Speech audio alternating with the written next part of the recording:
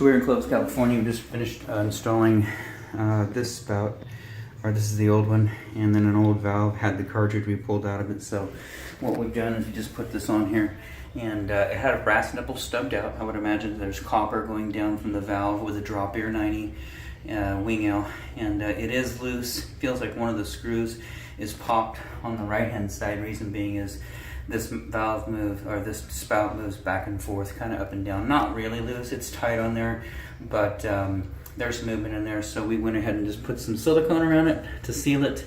It's not going to stop the movement, but at least it'll stop water that's rolling down the wall. Additionally, we ran about, I don't know, about from the top down to here on the cover plate. Ran some silicone around there as well, just in the event you get water on the wall. Now these do have gaskets. These cover plates do have their own gaskets back there.